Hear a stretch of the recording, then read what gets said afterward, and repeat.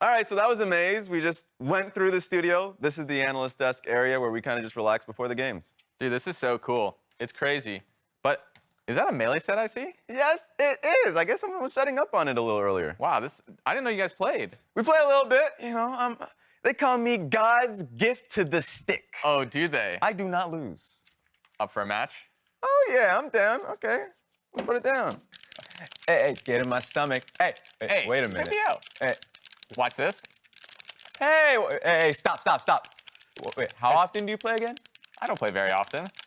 How often is very often? Stop it! Few months. Months? You are lying. Oh, come on, Raz. Come on! Ah. You really gonna throw try. like that, bro?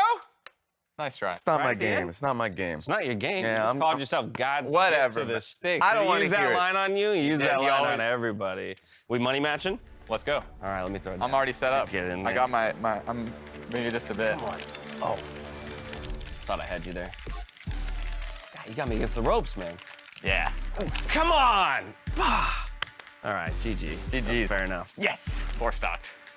Nice try. Nah. One more game. One more Again? time. Raz. Oh. It's okay, man.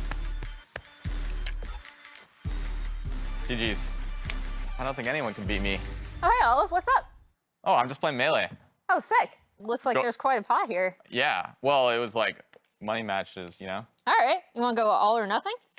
Yeah, sure. All right. Are you good? Wait. No, I haven't played Oh, okay, since, yeah, like, then sure. college. Yeah, let's go. I thought you said you didn't play. No, I don't really. What? Dude, I didn't do that. Like, that's not how it's. Oh. Whew. What? Whew. That's 2 out of 3? Nah, I'm good. Thanks, man. See you on the desk. But. Man, this game sucks. I'm going back to League. What's up, everybody, and welcome back to the LCS and the LCS waiting room. I got good news for you, Olive. We're only dealing with League of Legends today. No Yeah. Smash, Yay. so the rest of your money is safe, my friends. I'm feeling good. I had a productive day yesterday, personally. I'm wearing dinosaur socks today. It those couldn't are get pretty any sick. better than that, in my book. Dino Why aren't- socks? Yeah, dino socks. Why aren't Okay. you doing well today? What's going on? No reason. No reason in particular? I'm doing Wasn't a rough fantastic. morning? It didn't You're happen. doing fantastic. I get to hold this Poro. It's very fluffy, It is an adorable play. and I'm having a great time here. Hell yeah. Hell yeah. Well, we got a great series ahead of us, of course. But, Abbedagge, before we get to what's in store for us today, we have to recognize those fallen soldiers along the way. Last weekend, we had to say goodbye to FlyQuest as they fell in our bout, but we have been eulogizing each of our fallen teams. I felt it was only right to let you, as one of our guests and fellow competitors, eulogize FlyQuest today. Let's pour one out. Let's go. Ooh, I'm ready for this. Yeah. FlyQuest, you were great competitors. Respectful. You always made the games very fun. I had a great time playing against you. I think that what you're doing for the environment is very positive, a great message for everyone. I just hope that the environment does better than you guys did in playoffs. Stop it! Pour one out. The big environment goes FlyQuest. down. The trees! But we will still keep rooting for the trees and the bees. That brings us, of course, to our remaining bracket. Thank you so much for that beautiful eulogy, Olive.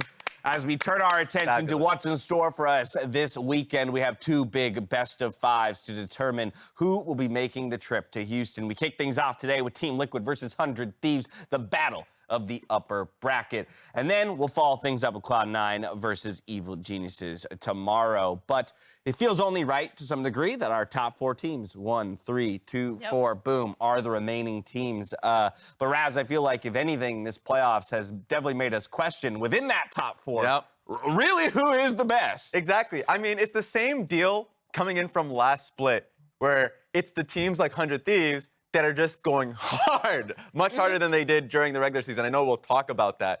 But then you go through Evil Geniuses and Cloud9, and it's just the storyline of what got them to the losers bracket. That is interesting. I'll just pick out Evil Geniuses and say they looked much better than we expected. Their regular season was pretty tough, but then when they got into the best of 5 versus Team Liquid, That was close. That was damn Yep. close. That was damn really close, close. and it would have been wild to see Evil Geniuses in the semifinals up there in the winners bracket. That's the most interesting thing to me about these matches is that you look at TL 100, I think it's really close to call because of their previous matches, right? Like TL got pushed a lot by Evil Geniuses. 100 Thieves came in and absolutely dominated C9 with a really good game plan against that team. And then, so we're not really sure where C9 are at. They had one really good series and one really bad series. And then EG are kind of just in there. Like, they've shown us some good things. They've shown us some not so great things. So, like, these two matchups are both evenly matched within. Whoever, like, whatever people end up predicting, I can see a reason behind it. Exactly. There's always that like level of unpredictability because of, to a certain degree, when Evil Geniuses had that series versus Team Liquid, they showed a lot of stuff you wouldn't expect, only possible in a best of 5. The level 1s was a great example.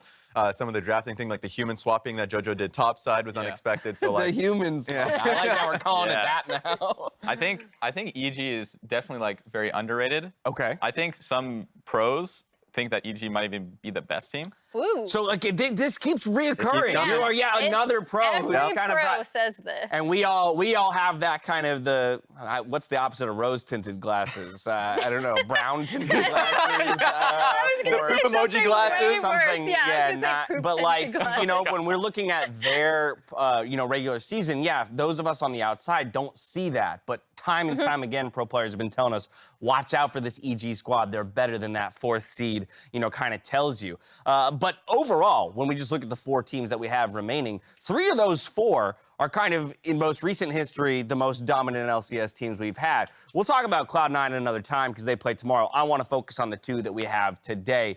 We got 100 Thieves, we got Team Liquid, 2 of the most recently dominant teams in the LCS. Obviously, Team Liquid, a much longer standing organization over the history of the LCS, and that ridiculous period of dominance where they put 4 back-to-back-to-back. But, 100 Thieves shouldn't be looked over either as the defending champions. 1,000%. And a lot of the people who are 100 Thieves fans will look back to the last time they faced in 2018. I think it was 2018 Spring Finals. And yeah, it was kind of wild to see that they ended up losing in such a fashion. And they were always looking at Team Liquid, who was kind of the pinnacle of success in North America. You talked about the back-to-back-to-back-to-back. 100 Thieves always wanted to get back on that stage. And so you look at last split, who did they do it to? To Team Liquid in a 3-0 fashion, very similar to that in 2018. So you talk to the owners, the people who are on management side of this, of both of these organizations, and they're the ones that are kind of living through it with different players on these teams. You can still feel it, between these organizations. And I think it's super cool because yesterday we just saw their 2 academy teams face off in the Proving Grounds final. So it's not just in LCS. They keep butting into each other at like all levels of NA competition. That series was amazing as well. Yeah. It was It's a banger interesting. 5-game series. I hope that today's series is just as good. I hope so as well. It is very interesting to me, the fact that these are 2 of the orgs that have very, very specifically and publicly said that they are, they want to invest in amateur talent, Yes. leveling that up. That not only were they the Academy finals, they are looking like the 2 teams to beat right now in the LCS playoffs as well. Exactly. And it just showcases the level of success they have in terms of, the practice environment that they have, especially with 100 Thieves, that the academy team that they did have. I got so weirded out looking at that Yeah. because Jatt is just standing there. myself, Jatt, and Phreak are in that shot. That was earlier today when we were going to get food. We Yeah. ran into the TL guys and we were trying to get some insider info out of them.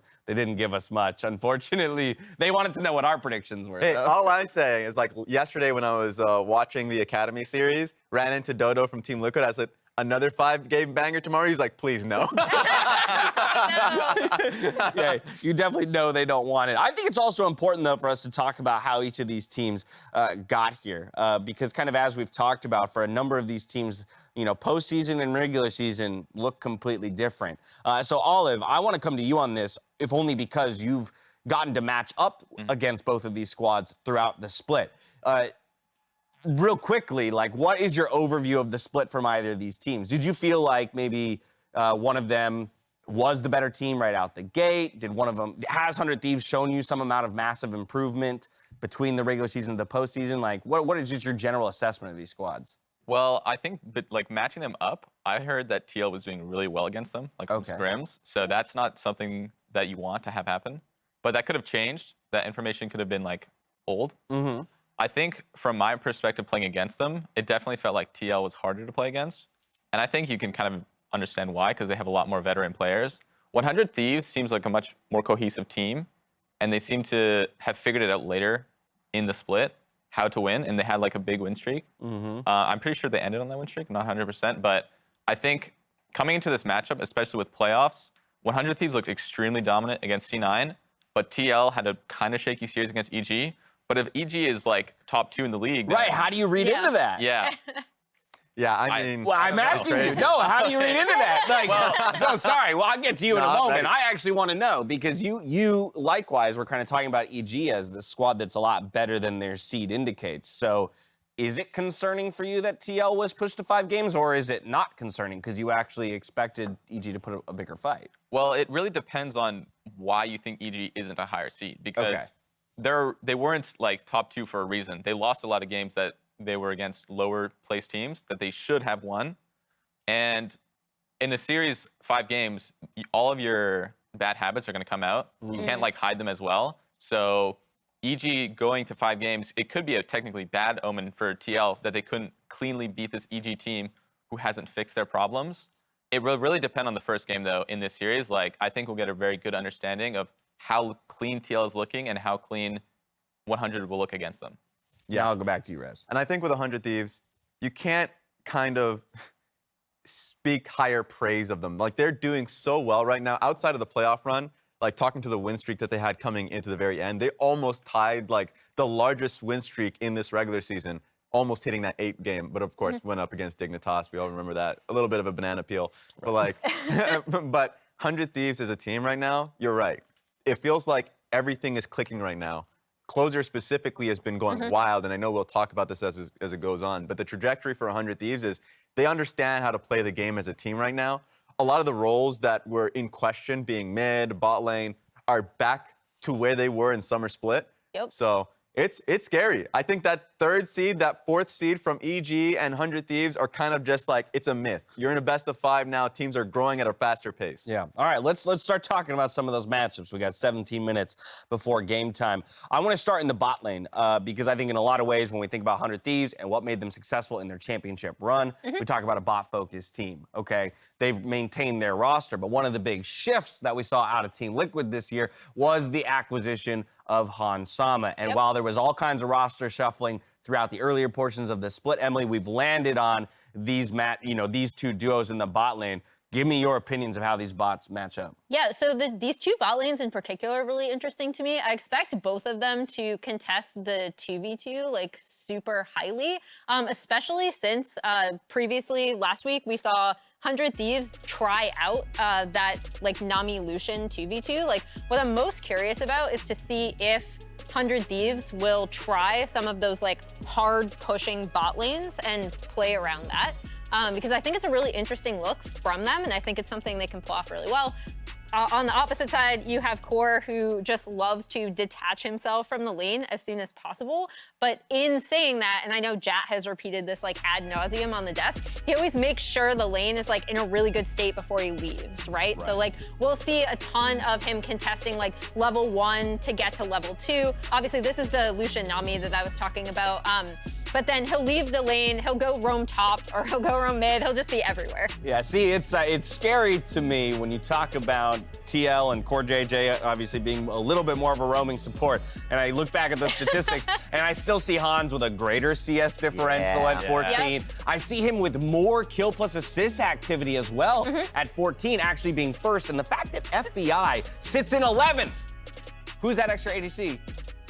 Arrow? I'm like, it has an area, right? So I'm like, that's wild to me, the fact that, again, we're looking at a 100 Thieves bot lane that we used to look at as 2v2 killers, not picking up kills and assists pre-14, pre-15. Yeah, and I think like since these are from the regular season, the bot lane of 100 Thieves admitted that they had kind of been struggling to find their footing. The pushing 2v2 lanes didn't work out as well for them early on in the season.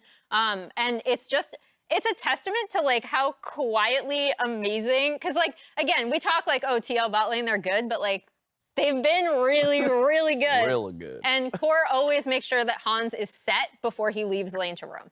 I will say, from the experience playing against them, I think Hans and Core have really unimpressed me so far. Really? Yeah. Whoa. I think I was expecting them to just completely smash everyone and look amazing. And these stats, like second highest CSD is good, K plus A on FBI's favor is really low. Yeah. But I think part of that is definitely FBI and huhi have played together for so long, they're gonna try stuff.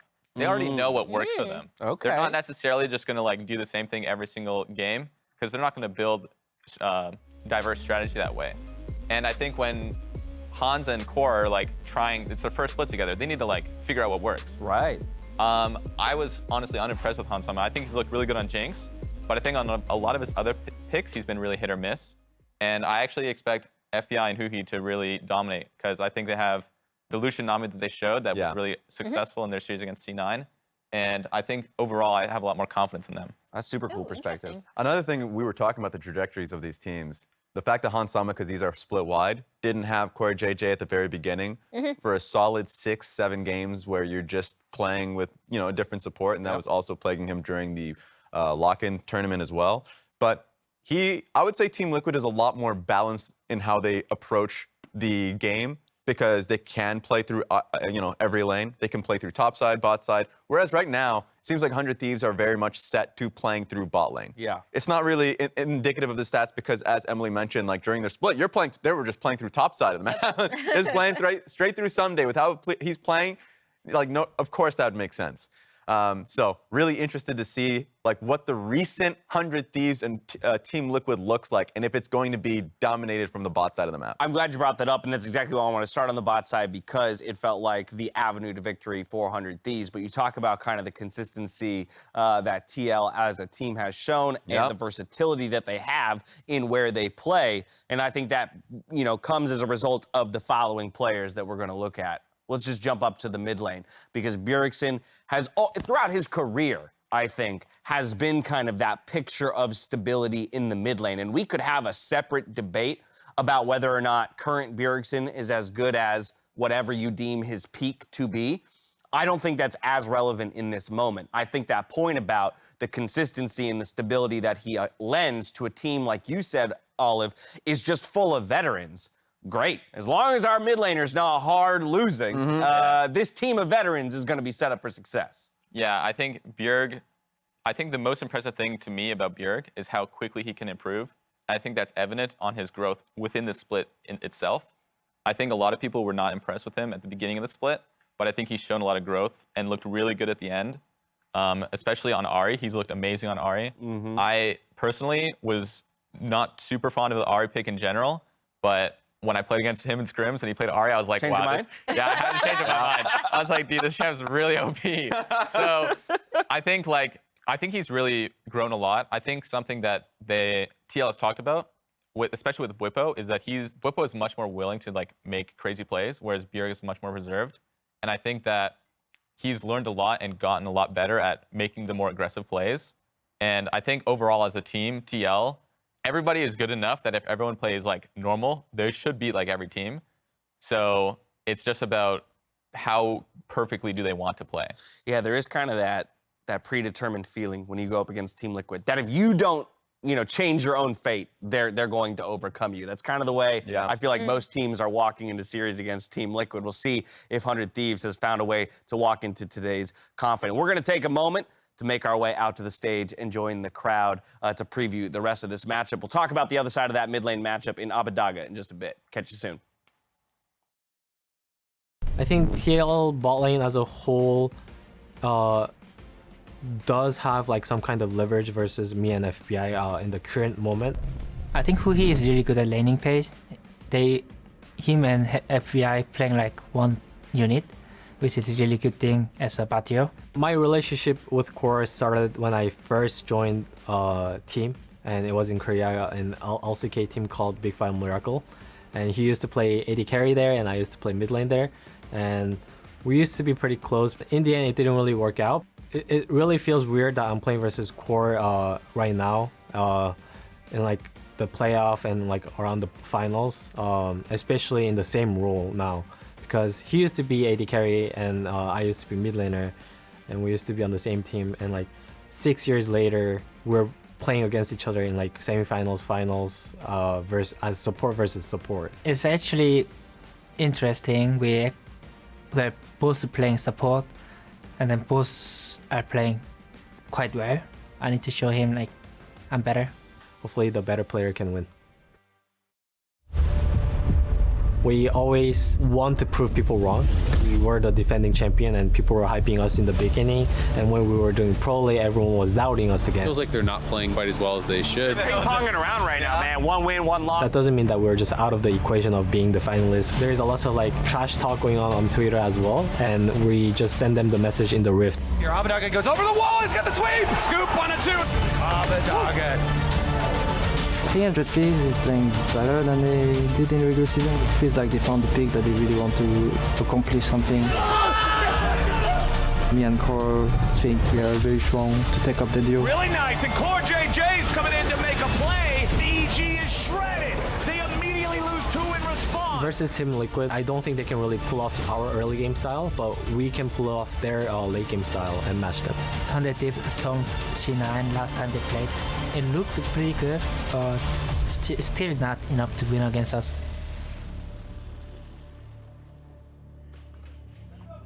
Yo, welcome back to the LCS. I like this crowd. Let's go. Yeah, I'm never gonna take that for granted ever again. Damn right. Ever I know, right? again. I see you brought Nar out on stage with us. Hey, we got to bring the whole crew. Do you need like a comfort buddy or what's going on? Well, the Baron plush is gone. I don't know what happened, Emily. Are you that concerned I for your didn't bring him out, prediction yeah. that you needed a little bit of a?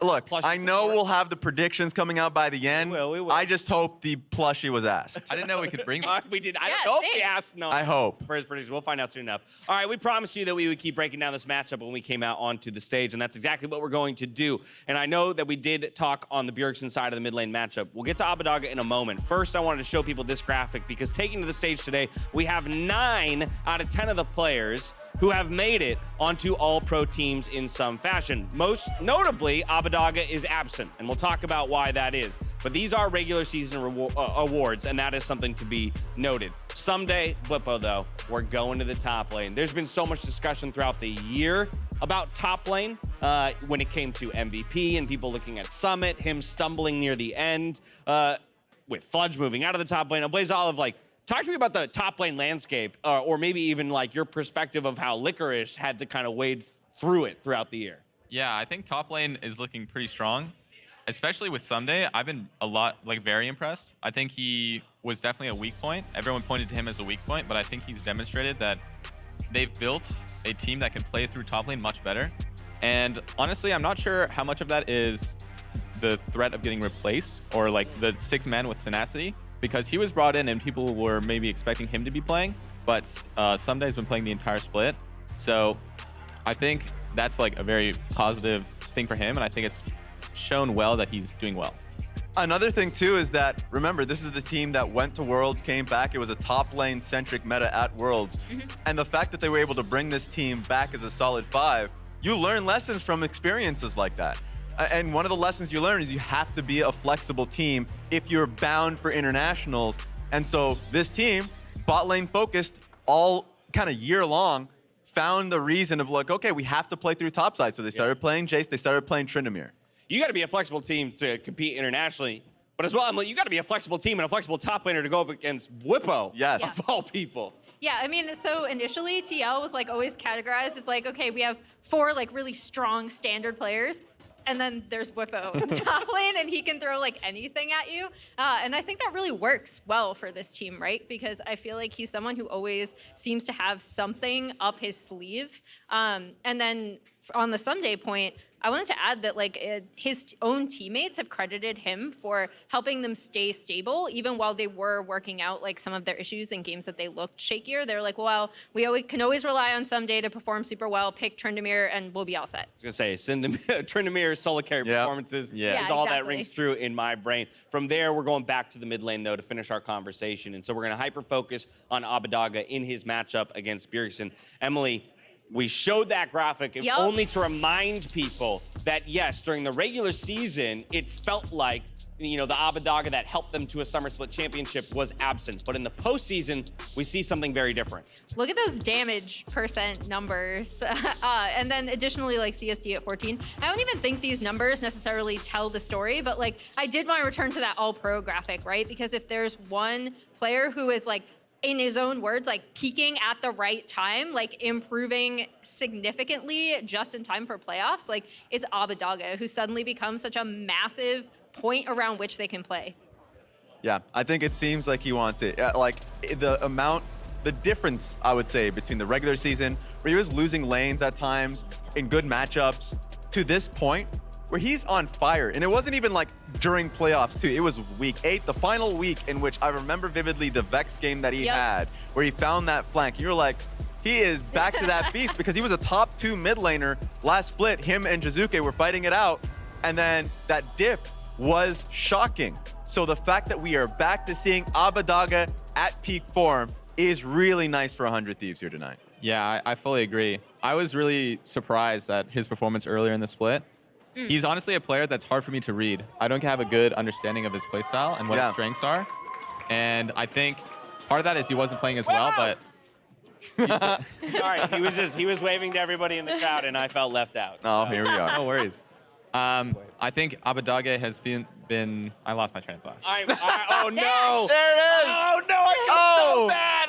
No, it's okay. You see what we have to deal with here? We brought you on to lend. Okay. Oh, no. There it is. No. Oh, it's Phreak again. Yeah, It's just you know. Phreak doing me. Wow, Phreak trying Phreak to- has trolled you twice now on stage. He's very good at it. You know what that tells me is that his voice is indistinguishable and that it just has no real, Of course. flair to it. Yes. That's what that says to me. Okay, junglers, the only position we haven't talked about. This is a big one for me, because at least on one side of the equation, when we talk about Santorin and just what chasing another trophy means to him, this is a guy who has never been shy about letting people know that he cares so deeply about eclipsing a couple of those more recent second place finishes and hoisting this trophy. And to be able to go through closer on your way there would make it feel that much sweeter. I remember Mark saying, especially last split, that Santorin is a neutralizer for junglers, because he is such a stable jungler, and anyone that goes up against him that is on fire, he can temper them, put them out. I look at that stats graphic we had prior, 7 solo kills per closer throughout the split. And that's just a regular season point, because he's very consistent.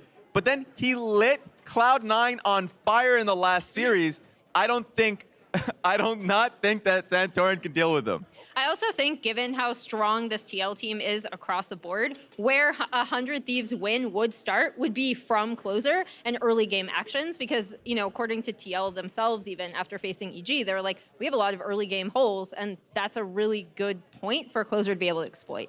He's also looked excellent in every playoff series. Like, every single playoff series, like the last 4, he's looked amazing. I'm not sure what's going on, but if he keeps playing the way that he's been playing, 100 Thieves is going to have a very good chance at taking the title. Yeah, we talk about Abbedagge peaking as mid laner. I'd say Closer's doing exactly the same, and that's what makes this 100 Thieves team a real threat. As this felt like one of the closest playoff series that we had in terms of coming into it and expectation, we felt it was only right that we poll every single person on the broadcast team, as well as some influencers from around the space for their predictions. So let's get that up on the screen. Throw it up. I'm really 16 curious. different predictions all listed out here, so we'll take a moment to ingest it all. But at first glance, while we do have people on both sides of the coin, there is still favoritism towards Team Liquid from the masses. I do see, Raz, though, that you are in the 100 Thieves camp and the only one that's up here on the stage in that 100 Thieves camp. So break it down for me. For me, 100 Thieves during the playoffs run just looks so different. Especially the way they treated Cloud9, I think, was something to look at. Because a lot of people will say, okay, well, they're exploiting Cloud9 weaknesses. Well, still, their bot lane's been performing incredibly well. Their mid lane in Abbedagge has been working really well with Closer. So I just think this team has been peaking at the right time. All right, and real quickly, Blazov, I want to give you the TL side of the prediction. Yeah, I mean, I think TL just has such a strong roster. They're going in through first place, and I think 100 Thieves looked really dominant against C9, but we don't know how strong C9 is compared to these top teams. So I think TL is definitely the safe choice. I think it's going to be really close. Yeah. It was very hard for me to choose between TL and 100, but I think it's going to be 5 games, and I think TL will be able to clutch it out. So. All right, the arena's filled up, so real quick, if you think Team Liquid's going to win, give me a cheer. Ready? Go! Not bad. That's pretty nice. Not bad, not bad. Not That's bad. nice. They brought their support out. All Look, right. I'm a little scared now. And I'm a little 100 scared. Thieves. Okay. I think I heard an extra decibel, I think, for Team Liquid, but it's not about what any of us think. It's about what the teams put out onto the stage. And with that, we are ready to get this day underway. So we're going to get ourselves off of this stage, and we're going to get the teams on. Let's do it.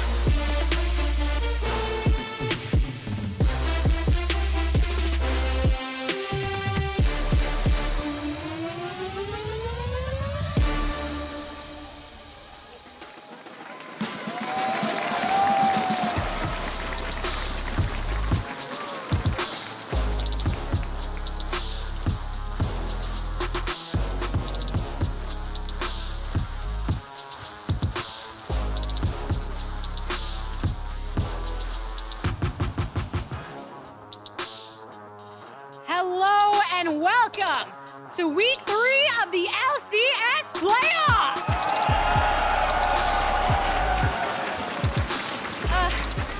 Makes me so happy to bring you all into the studio once again. Last week, we bid farewell to Golden Guardians and FlyQuest, and Cloud9 and Evil Geniuses earned their right to fight in tomorrow's series. But today, we re-welcome the victors of week 1. It's time to meet our contenders, shall we? Everyone in the audience, rocking that black and red, bring your voices together for 100 Thieves!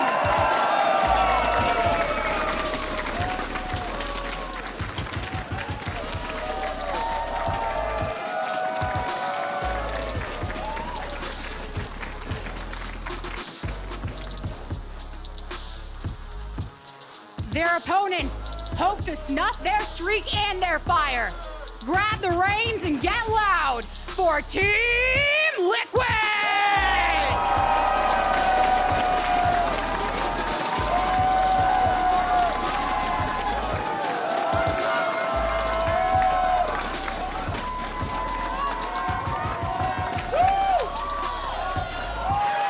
Who will earn a spot straight into the championship finals? Who will drop a playoff series for the very first time? As we send things on over to our casters, Phreak, Azael, and Jatt, everybody get loud one more time! Thank you, Gabby, and thank you, everyone here with us in Los Angeles. This is going to be a banger, a barn burner, a slobber knocker. Quick, what you got? A real humdinger. Or slaughter. Like one Yeah, of them. Like it could be any of the above. You're just like disappointment. Alternatively. It depends who you're a fan of. I mean, when we're talking about this series, we've seen a lot of 3-0s in NA, and even in the LEC playoffs when G2 had like 4 3-0s in a row. And a question will be like when when the first team wins a game, what are the adaptations? Because a lot of teams haven't made significant adaptations when they're pushed. So I just can't wait to see what happens in this series. Yeah.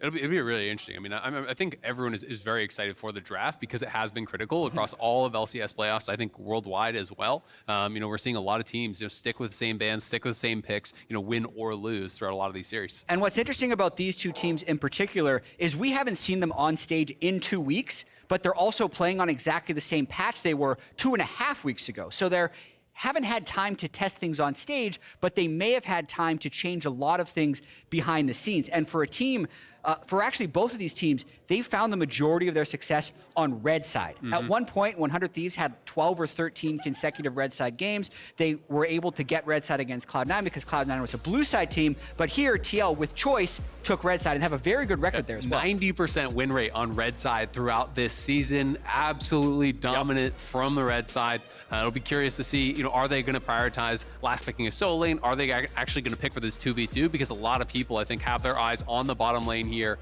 CoreJJ and Hansama, so many expectations for these guys as a bot lane, when Hans came over this year. And speaking back towards draft of what we saw in the previous series, there were a lot of target bans that 100 Thieves threw out towards Cloud9. They were banning Jace and Gnar in every single game. And likewise, TL was banning LeBlanc and Zeri in every single game. So you can see actually they're highly specialized towards the team they're playing against. And because there's different opponents, their bans have changed substantially. It's also interesting because TL, they were getting Volibear banned against them constantly by EG, which is open. Zeri also 100% pick ban, throughout playoffs alongside Lee Sin. That is available. So two pretty high priority picks potentially up for grabs here. And the analyst has talked about it as well. Just yesterday, we saw 100 Thieves versus TL play all 5 games. Of course, there was an academy team, like a letter A next to their logo, but that went all 5 games with TLA winning all 5 games with Zeri. Not every academy team is super integrated with the LCS team, but there is a level of information sharing of strategies which you might be able to pull a little bit from the games that were yesterday. And one thing I think we won't see drop off the ban table is the Lee Sin, though. It is closest most played champion all year long. We got a big fat goose egg for Santorin, not a Lee Sin player. So as far as adaptations, we're going to see change. Hey, we got a TF coming in through. That's going to be spicy. Oh, okay. TF had kind of fallen out of favor for a while. So this feels like now you're probably 5th picking for Bwipo on red side. You're going to try to get a winning matchup for top lane, very likely play through that. You already have Core with Nautilus, highest priority support here, can move around the map. You can look to try to get aggressive with that. But these two teams have a tremendous amount of history. They've been playing each other not only in Academy, but in the Winners Bracket Finals last year, in the Finals last year, now in the Winners Bracket Finals here. Potentially could have another rematch in the Finals as well. Ooh, good. So they've been going back and forth. And while Lee Sin has been such high priority for closer, even you think back to playoffs in their championship run, when Lee Sin finally got taken away, it's Viego. Viego, Lee Sin, these two kind of go hand in hand for him. He's been dominant on both. Zeri will get grabbed up here for FBI. So now they kind of have to decide, do they want to actually have parity in the roles? Do they want to match here? Do they want to go for jungle? Try to grab that up. Yeah, either way, TL wasn't going to get parity in all roles because 100 Thieves did not go with the support pick. But I think Jinx is the standard play here into Zeri. The Jinx-Zeri handshake is something we actually saw 5 times when the Academy teams played yesterday. And Zeri is actually winless in the LCS playoffs. Even though it is 100% pick ban, has been played 5 times, has lost all 5 games. We'll see if that remains to be true. But even more so with the Jinx coming through, I do think this is going to be a game where TL wants to play through topside. Very much expecting Bwipo to try to get a counter here. I just wonder, do they ban out something like the Ornn? Because Ssumday played 3 straight games of Ornn against Cloud9, was very effective on it, and it's hard to punish. So if you want to play towards topside, I do think banning the Ornn away here for TL with their 5th ban would make a lot of sense. I think on the flip side, they're also throwing bans at huhi's support pick. When you're looking at the way 100 Thieves traditionally drafts, they get counterpick support and counterpick top lane. So even if they did play 3 Ornn games, sometimes that was on the side of the counterpick, and they've decided here they have the main tank support in Nautilus. It's the one kind of blind pickable support that both huhi and CoreJJ are willing to do, and then they're just banning out 2 other support options. Feels like almost you have to go J4 here for TL. Like a lot of the main champions that Santorin does go to are already banned out. Be curious to see if he goes for kind of a different route. But Viego taken away, Trundle plus Volley banned out. I think J4 is the obvious pick here for him. It pairs very well, with the TF. Point and click CC, follow up with the flag and drag. It's a very powerful gank and roaming squad again with the Nautilus, but a lot of pressure here now to find that big pick for topside, and Ornn not banned out is going to get grabbed, and it'll be Sett support, a huhi special. So really interesting draft thus far, and I'm just so curious. And TL have had to expect the Ornn because it seemed obvious to me, so I'm sure it is to them. And the question is, what does Bwipo have in store here to really make this draft worthwhile? Right, there's no way your draft prep for 2 weeks is like, well, they played 3 straight games of Ornn 14 days ago. Got nothing, leave it up. I just hope he doesn't pick it this time around. Aatrox the hover, Aatrox the lock-in. Bwipo in on this one. That's going to be a second Aatrox game of the year, by the way. He's already played it once across the 19 champs he's played so far. And for what it's worth, this is a winning matchup. You saw a lot more of this, say, a year or two ago when Aatrox was a little bit stronger. But you need to actually have, by the 20 or 30 minute mark, like a full item up on Ornn and able to make any progress in the side lane. That could be assisted by having the Twisted Fate, but it is definitely a little bit of a feast or famine pick when you're thinking about playing against Ornn. Bwipo has to win this lane by a lot. It's really interesting. To me, it almost feels more like, you're focusing more mid, early game, with topside, utilize the pressure that the Aatrox has, try to take the objectives, with that power, pull him down towards the dragon fights, and then have Hansama as that late game insurance, less about playing through sides with the Aatrox and more about playing maybe 1-4 and fighting around these objectives, having Hansama try to do the heavy lifting in the late game. But they are going to have to get a lot done because there is a lot of scaling, I think, here on this 100 Thieves side between Sylas, Ornn, as well as Viego in the jungle, and Zeri is no slouch herself. Alrighty, well, it's time to get ready for this game. 100 Thieves, Team Liquid, best of 5 for a spot in the finals. Let's go.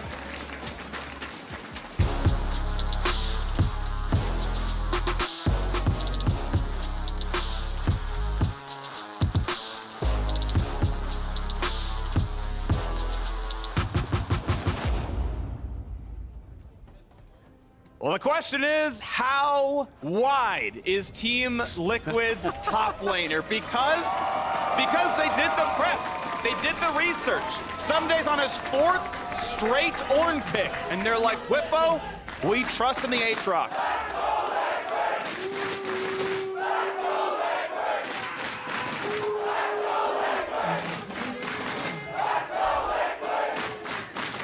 Team Liquid brings out the cheer squad. 100 Thieves going to try to match that in game 2. I don't know if they have what it takes, though. TL brought a lot of people. They're rolling deep. It's going to be an interesting level 1.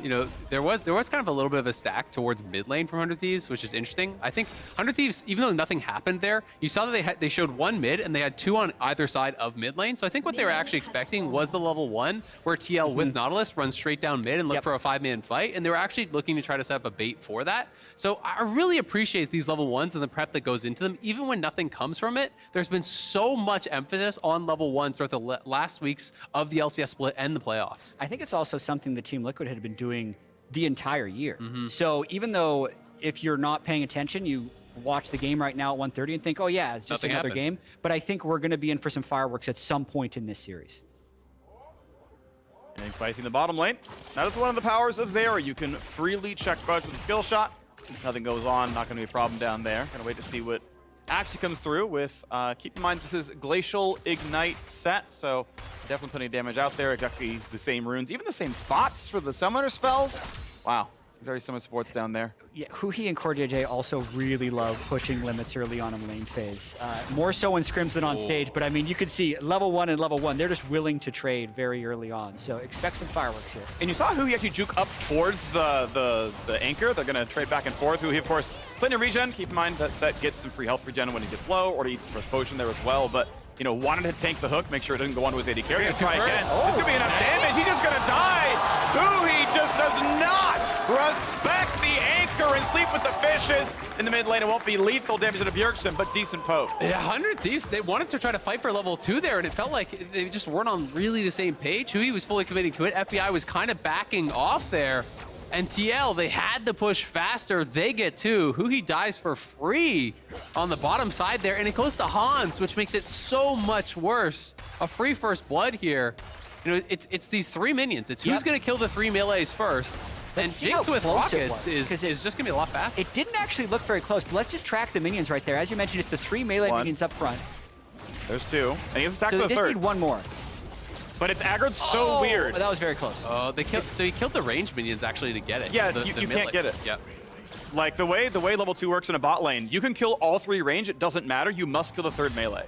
So and that thing got stuck on a random minion, and so it was like nowhere near in range. And like that's knowable. Like that, I'm freaking diamond and I know that. So that's a weird mistake from huhi. He couldn't, cheat that far up to get the minion, but oh well.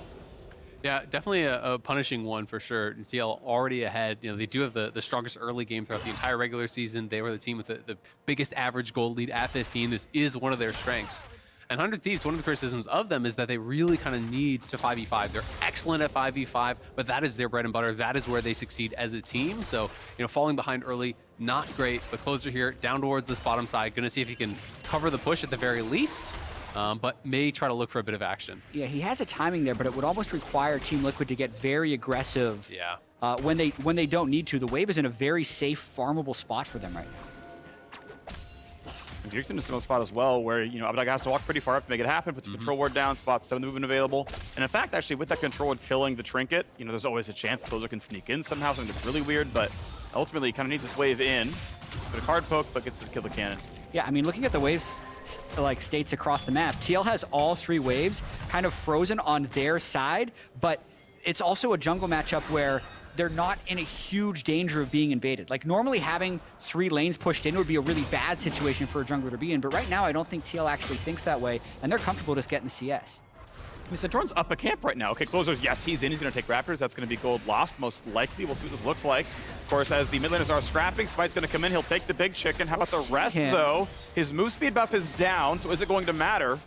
And ultimately, the answer is no. He's going to go ahead and lose almost the entire camp. Yeah, that would have been a pretty dangerous scrap to take, though, because of the pushed mid lane and the fact that you're level 5 Sylas and level 5 TF that can both join. I think he was hoping the closer would burn like 2 critical cooldowns, then he would have gone in. But since closer didn't do that, it's just walk away. Be able to get the Raptors and should be able to pull slightly ahead in farm off of that, with his Raptors respawning. Interested to see what Santorin can get done here, though, in the early stages. Jarvan, not one of the champions that you really just going to want to sit back and chill on, so they are going to use the bot push that they had early, start up a dragon, a very quick first dragon here. And I think this is kind of the game plan. Utilize the pressure that you have from the Aatrox to be able to come down and fight for more of these dragons later on to try to use that early stacking. You expect to have the push in Jinx versus Zeri. You don't necessarily expect to have a first blood this early on, but they can utilize the pressure to really get this going here early. Yeah, nice job right there, really early on, and we're, of course, on plenty of pace to get a well under 30-minute Dragon Soul if it happens. Hex Tech Dragon spawning the second. We'll see which Rift it's going to be. Which, just from high elo solo queue data, these are actually the lowest win rate Dragon Souls. So, if you're going to Dragon stack, you're after that Infernal and Hex Tech are out of the way. Mountain is the dream, by the way. Mountain is by far, it's like 5% over every other Dragon and Masters Plus. You know roughly what those win rates are, though. Yeah. It's like 93% if you get a Mountain Soul. But still, like 88 is still pretty good. Oh, yeah, of course. Yeah. I'm just saying, going from 88 to 93 is like a really big deal. It is. It's like you cut half your losses off. Soul win rates are always interesting, too. Yeah. Because it's one of those things where it's like, if you have access to get 4 dragons, then you're largely winning the game already. Of course. Yeah. But, definitely if you can get any soul, it is going to be a pretty big deal. Yeah. And Azael, you were mentioning earlier how, thinking about the way these 2 teams match up against each other, 100 Thieves has gotten a lot of their win streak from scaling up. Oh, he is Ignite from Spellbook. This is big, though. Good flash, actually forced it away. Ssumday forcing respect and getting a big summoner out of it. Gets the summoner for the ult, so temporarily he's going to have an advantage because Bwipo actually had to ult as well. And they have a pushing mid lane, so I wonder if they're going to try and dive this. But speaking about the teams more generally, 100 Thieves has been a very good late game team during their win streak. But I'd say Team Liquid has also been that good of a late game team. Like when Team Liquid went to 5 games against Evil Geniuses, the games they lost are the games where they got steamrolled by an early game composition from EG. So I really wonder in this game, or as the series progresses, how much scaling is really going to matter. Because on one side, you have really good scaling from Jinx, but they're taking less scaling with an Aatrox into the Ornn. So depending on whether or not TL can snowball this early game advantage, I think could really track the draft in different directions later on in the series. One thing I'm concerned about actually is as people talk about Jinx's late game power, it's often in the follow-up. Her entire steroid is getting the first reset, right? Because she has no innate attack speed buffs with range, minigun form is really risky. TF doesn't do much damage. Aatrox can do some. Jarvan's gonna go pretty tanky. Where's that first kill coming from? Are you burning through an Ornn with TF Jinx without Get Excited? You may never get that, Jinx streak. Yeah, I mean, it's possible. I do think that early on, they do have a significant amount of burst. When you talk about lower damage, I still think that TF can be pretty threatening in the earlier stages, right? And I do think that they're going to try to play heavily for objectives and utilize the Aatrox's power early to do that. Ornn on 1 item is not immune by any means. If we get to that 6-item game, I think it becomes more relevant, but it looks like they should be able to secure this. Gonna be a claim. TL, Santorin gets it. Here comes the rest of everyone else. They can TF walk out. Just shows walk out. up. Yeah, walk to the top left. Should be no problem. Bwipo, of course, can always jump the walls. Kind of plays. Yeah, threatening a flank angle, basically, if they kind of dive into hard for CoreJJ. There's the jump, and TL gets the objective and gets out scot-free. And this is where I think 100 Thieves, you should just realize that they're going to be able to get away, go back towards mid, push that wave in a little bit faster, try to trade a plate or something from it. Because in this case, the wave was just in parity in mid, so they won't even be able to get any advantage. TL will walk away with the first 2 objectives. They're already up 1.3k gold. They have first blood on the Jinx. You have that Herald to potentially crack a tower, and maybe even utilize that right around this next dragon spawn to kind of guarantee that second dragon for yourself. And I think a lot of those advantages have come from that level 2 skirmish in the bottom lane. They got lane control off of that. Wow. That gave them 9 first minutes dragon. They were first to move up into the top lane towards the Rift Herald, partially because they had that bottom lane advantage. And now, this is something Hans Sama is extremely good at, is taking that one small advantage and finding the right timings to buy items. Right after the roam to Rift Herald, perfect gold to get Kraken. He doesn't even have boots yet, but no one is going to be able to duel him while he has this item. He's so far ahead of the curve for first Mythic. Yeah, absolutely. It's going to be very difficult to actually get onto him. They do have quite a bit of peel as well. 3 frontliners in front of them, gold cards to kind of pick. It'll be interesting to see, if 100 Thieves is going to try to contest for this next dragon at all, or if TL is just going to, allow them to go for it and try to use Herald cross map, because they could just prioritize the gold. But I do think with their early lead on bot side, continuing to stack dragons just makes so much sense from the position TL's in. Pretty good. 45 seconds to go. And as you mentioned, the bot lane spike really uncontestable here. TPs are going to be, well, it is down for Bwipo. I'm not sure if Ssumday has it available underneath the Ignite. I assume not. I assume they traded TPs earlier on, around minute 4, so, or minute 8 or whatever, so going to be a bit. It'll be interesting to see if Closer wants to go up towards topside, because if they want to cross map, you can actually look for a kill on Bwipo. Ssumday held on to his Spellbook Ignite this whole time, and that is why that got flashed earlier. He's actually going to use it now, so he wants the TP, so that means his TP is ready. If you're just going to drop the Ignite like that, you're trying to be ready for a dragon fight. So to me, that's actually signifying that 100 Thieves are considering contesting this dragon. This is really interesting, because Bwipo needs to play this aggressively right now, because he doesn't want to give Ssumday a window to ult in, but he's actually taking a ton of damage in doing so, and it's also meaning that Team Liquid's not making a move up towards the dragon right now. All right, taking the time. TP still going to be down for 30 seconds for Bwipo. They've got the timing window right now to pull in Ssumday. 100 Thieves. Time will tick against them, as it's going to be Bwipo staying in top lane. They're going to walk up. There's the first zap. Damage on a huhi right now. CoreJJ comes in. Joe! Wow, it's just death already. Huhi's going to drop 2-0 TL. FBI firing in. Flash wave for Santorin. A triple slow. And that's the ulti in for Abbedagge. Stealing away not all the ulti, but a gold card going to slow it down. Here now. Now CoreJJ in danger. Not going to get out. Ssumday sharks the kill. Thanks very much. Bwipo gets to take some turret plates on this side of the map, but a 1-for-1 team fight, and a dragon goes to 100 Thieves. Yeah, really interesting how that played out. Ssumday uses the leash teleport to go to the turret, so he's a little bit slow, where 100 Thieves knew they would eventually have the numbers advantage for that fight. That's why they're able to trade 1-for-1. Nice sidestep. Bwipo ends up getting a couple plates, but I think the important thing is stopping the early dragon stack, which 100 Thieves is able to pull. Again, the man's got the mechanics. That might have been through fog as well. Bjergsen, I see you. From the side steps there. Yeah. But yeah, I mean, at the end of the day, you do get the dragon, but it costs a teleport. Now, TL are going to have TP advantage. They do get a couple plates on top side. This is just one of those ults just to stop recalls. Hans loves to do this, and we've been seeing this more this year, I think, than ever before on Jinxes, where they're using their ults to scout, they're using their ults to delay recalls and ruin tempo. This initial play, very good from TL. They knew they had a small window to go and get a kill before the Ornn could arrive. And I think we're going to see a lot more of this, where Nautilus picks a target. TF will think about going to that target. They didn't even need TF at that time. But like the upfront burst to get the first kill, you were talking about earlier, Phreak, whether that's going to be the Ornn or not, I think it's actually going to be Sett more often than not. They're going to try and take huhi out of the game and snowball the fights from there.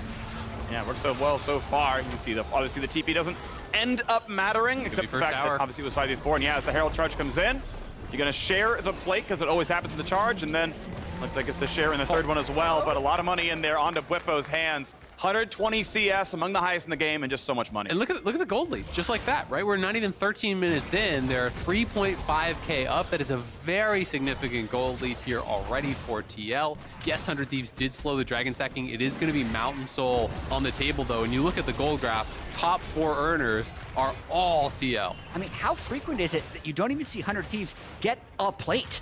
Yeah. All 3 of TL's turrets are sitting on 5 plates, so that obviously adds to the gold lead, and it is a slightly different look. We were talking earlier about 100 Thieves and TL both being strong late-game teams, but when you're able to amass a 4,000 gold lead pre-14 minutes, that gives them a lot of levers to try and snowball this game home.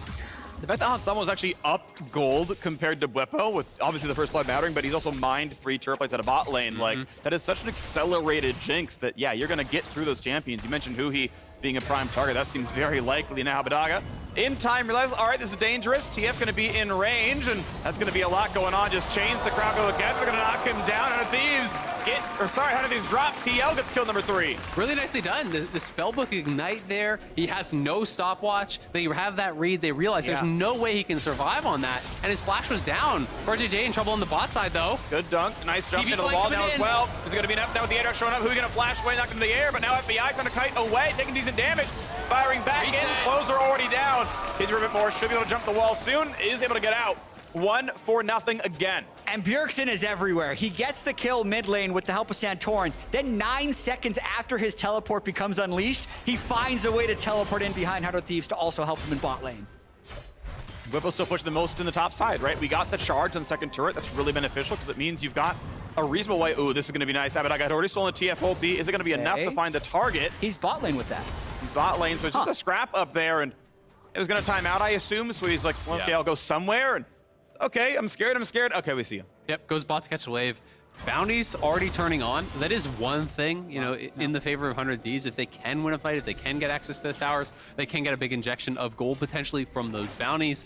But TL are cruising over a 5,000 gold lead here, 15 minutes in. Jinx is on, 1.5 items. By the next dragon, potentially, he could have a PD. And if Jinx is on 2 items with both sums available, like, that feels so hard to fight. And also, with the amount of single target lockdown TL has, gotta watch out for CoreJJ here, though.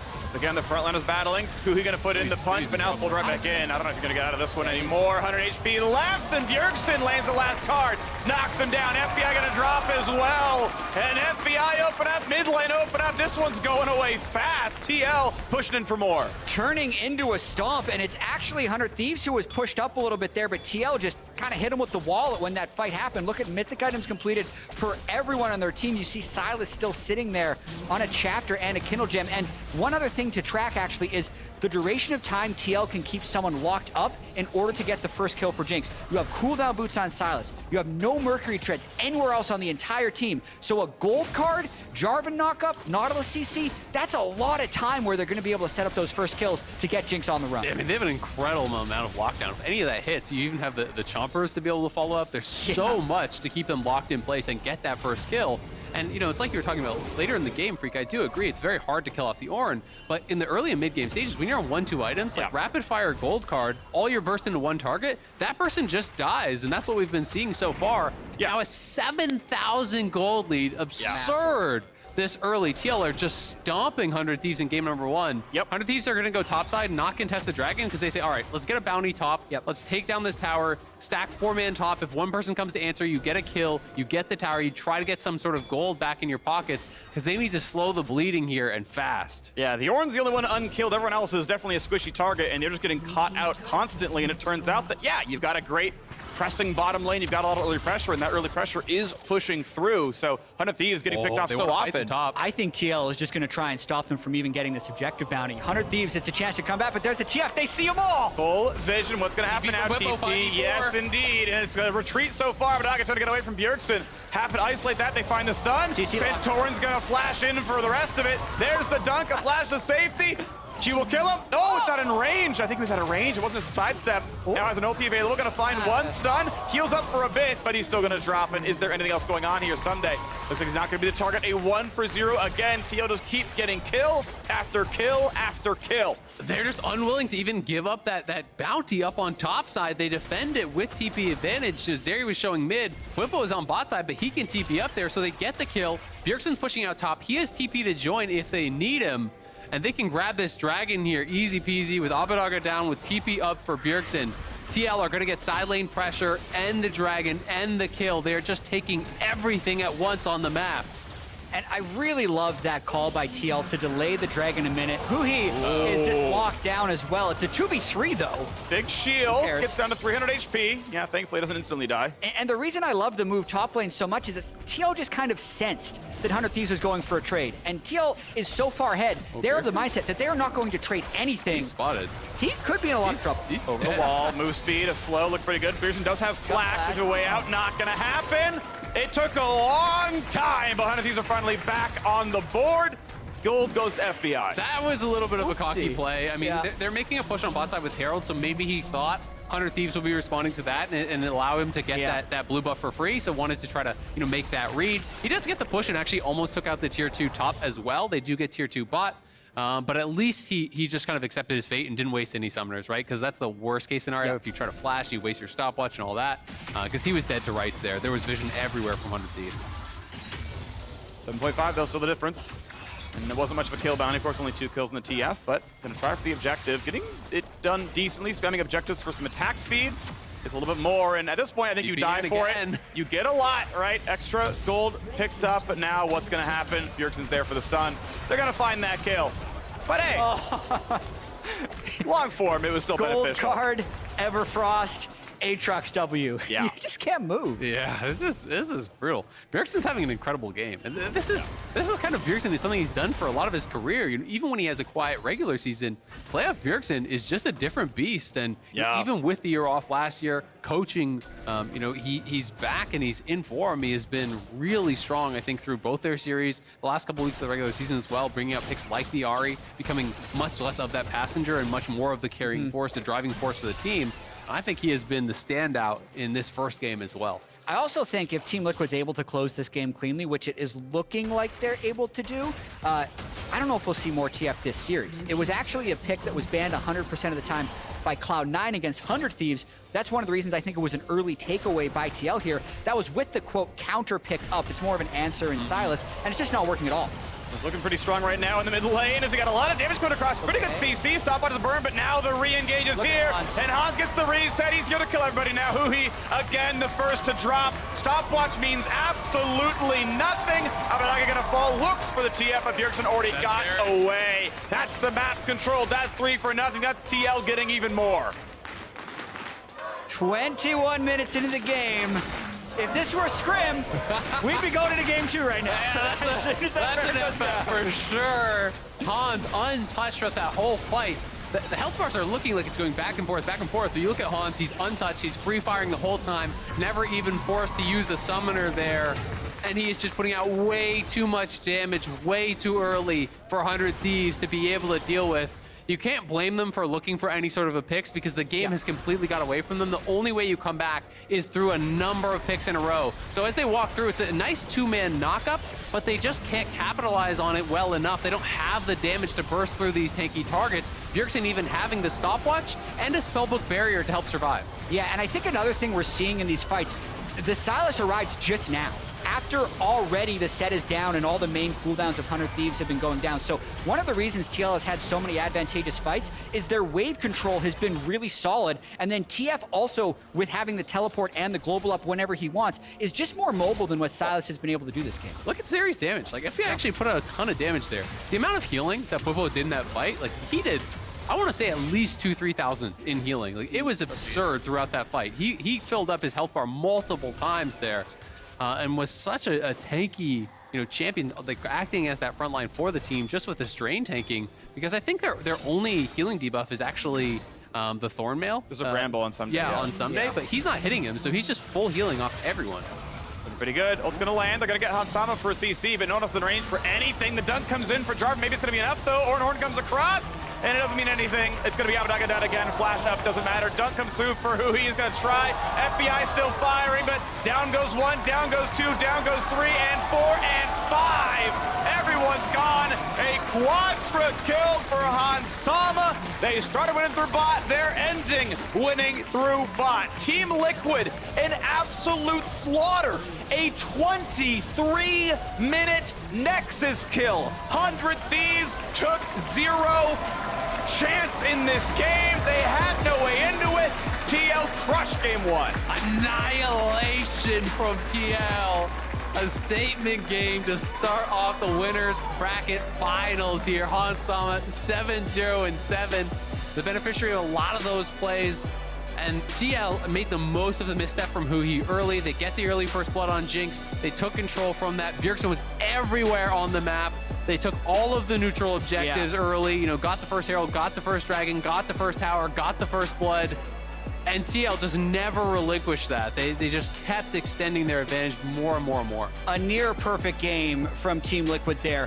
One thing, the TF takeaway I think was huge. I've seen a lot of TF games go that way. It's one of the reasons the teams that play TF, it just gets banned. Because if you're able to get an advantage somewhere other than mid, TF makes it so that advantage never goes away. I think it'll be really interesting to see how 100 Thieves bounce back from that. They are a very seasoned team. It's not like they haven't even lost to Team Liquid in series before, right? We've talked about how they played in the winners bracket final last year, the grand final last year, the winners bracket final again. A lot of history coalescing between these two teams, and I mean, TL looked amazing that game, but I think we got a lot of series left. I think a lot of that game did come down to the 2-minute, 30-second bot lane scuffle, right? Where it's like, well, now we lost infinite control, where both these AD carries should have rights to play through early game. Like, Zeri feels great at one item, but you had a 9-minute Kraken Slayer. It's like, well, never mind. We feel good never in this matchup. And that snowballed the rest of the map. It really felt like they got to do everything they wanted from the bottom lane. So well done there. Team Liquid are that much closer to the grand final stage in Houston. But if you're in Texas and can't join us at Energy, don't worry. Buffalo Wild Wings and Green Park are holding a spring finals watch party in Dallas on April 24th. Get together with League fans, eat some wings, watch some games. What could be better? I mean, maybe being in person, you know, do that one too, but absolutely outstanding, right? Please, either one. It's going to be a lot of fun. Either one is good. Either one is good. Both are great. But one is better. Both are great. One is better. That's it for us. Let's head over to the State Farm Analyst Desk. I'm sure that's what they wanted from me. Yes. It's exactly what I wanted, Phreak. I always get what I want from you, my friend. And Team Liquid, they got what they wanted here in game number 1. A dominant opening victory in this best of 5 against the defending champions in 100 Thieves. We are going to start, as we always do, in the draft. We heard the casters themselves putting a lot of focus onto the TF mid, and Ablov, that was something that you had pointed out pretty early on. Hey, these are two teams that like to focus and like to play around that pick specifically. Yeah, TF is a champion that has had a lot of prio in different regions. Not every region is high prioing TF, but 100 Thieves and TL were the two teams in NA that were still like prioing TF very, very highly. So I'm not surprised that they picked TF really early. And it's one of those champions where if you don't get a win on it, then the other team won't respect it for the entire series. Look at the Fnatic series where Humanoid picked it 3 times and lost every game. But because TL got this win, even if it might not have been the TF that won the game, it's going to put a lot of pressure on 100 Thieves. 100%. It's just game morphing because now you're always thinking about What game are we playing now? Port. Huh? What game are we playing now? Not Smash. We are not playing Smash, I tell you that much. Thank God. Thank I'm God. done with that one. I appreciate that. But like in this game where you're early picking it, and I know that the Tom Kench was banned actually by 100 Thieves, but you're dealing with Sett bot lane, Ornn top lane. Theoretically, it's really difficult to set up for dives if they're playing respectfully. So you can either have, you know, the Twisted Fate that's always moving with the jungle and you're always finding plays, or it's just useless. But in this game, that wasn't the case. Even though the lanes, I guess that's the point, right? The lanes around the TF were just winning. It reminds me of literally this play, the 2v2 kill. Yeah, I was gonna say, this is where they got ahead, right? Because you do look at 100 Thieves comp and you're like, okay, they have a bunch of answers for this Twisted Fate pick. And this, we talked about bot lane 2v2s and the fact that they were going to be fighting to get that level 2, and TL and Core win it right here. And this actually changes the entire dynamic of their early game. Yeah, this Sett into Nautilus is like a very lane-focused counter pick, and if you don't get the lane off on a good start, it's gonna feel useless the whole game. huhi has often felt really strong in the set. He's looked really good, but this game definitely was not a highlight. Yeah, in so many ways, a signature pick of his, right? And he takes a quick gut punch out the gate on it and losing that 2v2. That, in a number of ways, as we said, opened the floodgates for Team Liquid, and they started to mount just an absolutely nutty gold lead, right? Yeah, it wasn't the safe, slow buildup of just resources that you're used to with Team Liquid. They just started to slap 100 Thieves. And so like the team fights like that, and you look at the goal graph where the moment Team Liquid understood that they had a pretty large advantage and they were playing through Bwipo, it did not feel like 100 Thieves had any window to take fights. In so many ways, though, this gold graph is what you expect out of, as we are calling them in a number of ways, like the most consistent, Yes. solid team in the LCS, where it just kind of continues to grow and build.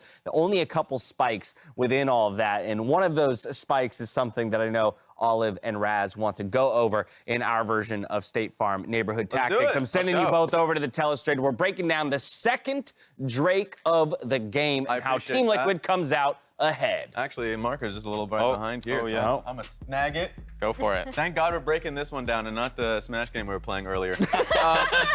That'd be a quick breakdown, right? Yeah, that was fast. Let's relax. Let's start. Let's move on. Why don't we? All right, into the State Farm Neighborhood Tactic, because the focus that we're going to be having here, Olive, is actually just the Drake setup. Second Drake is coming back up. If you look towards, kind of pause right here and circle, boom, boom, between both top laners.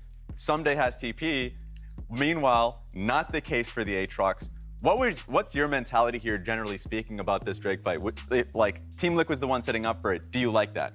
I think TL's starting the Drake snowball is something that they do often. I think it's definitely a stylistic choice. Not every team prioritizes Drake really highly, but looking at the top lane matchups, Aatrox into Ornn, the Aatrox is already winning lane now. Yeah. He's up like 10, 15 CS, so if the Ornn goes behind any farther, it's going to be a disaster situation.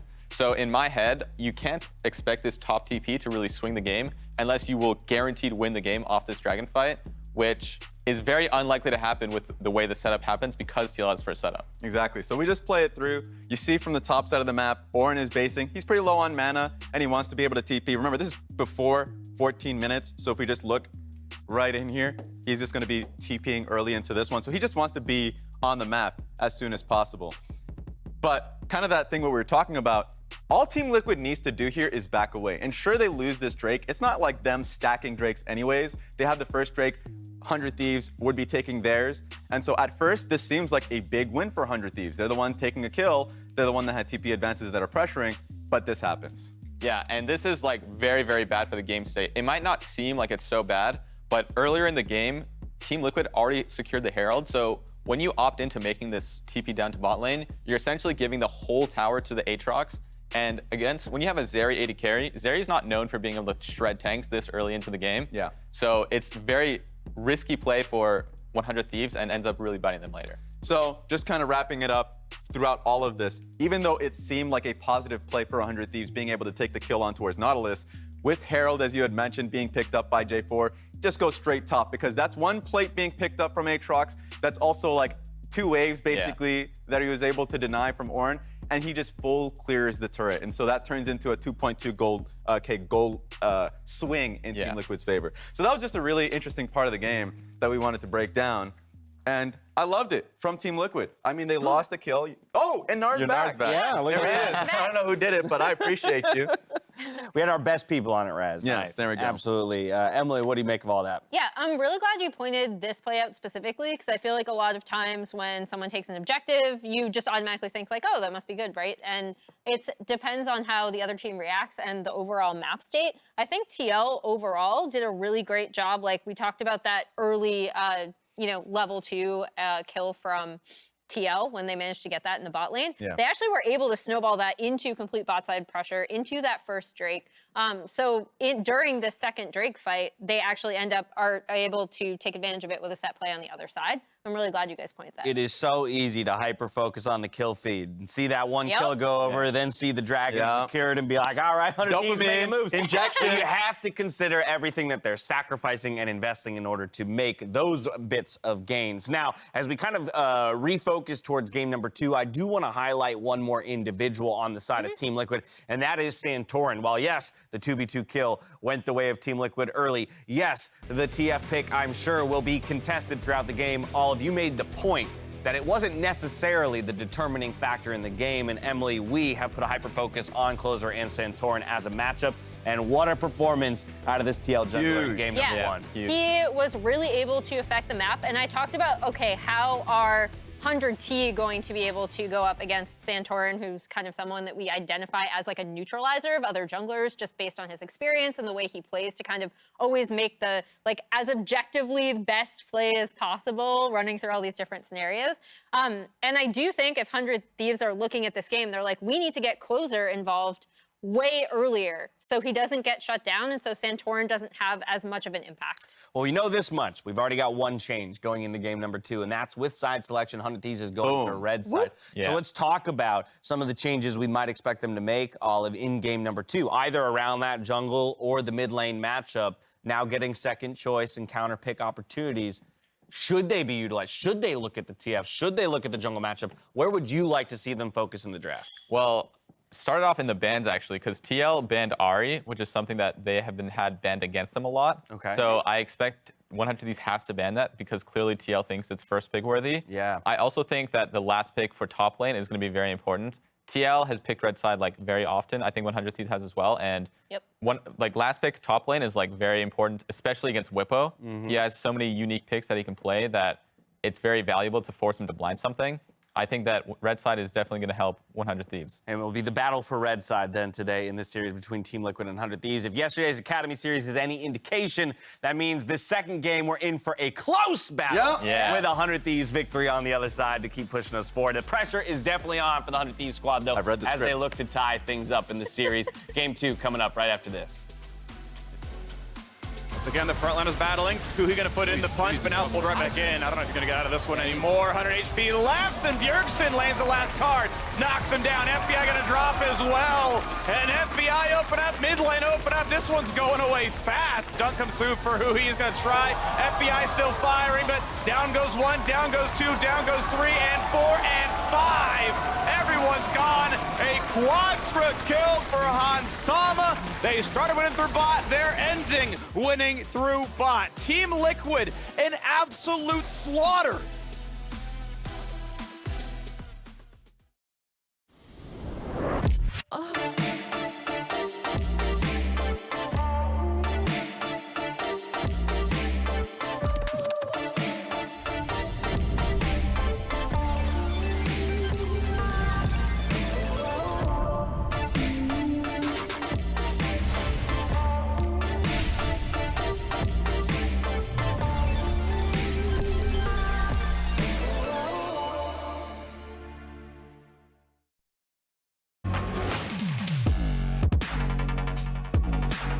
This is the sort of pride that gets you in those big moments, allows you to take down giants.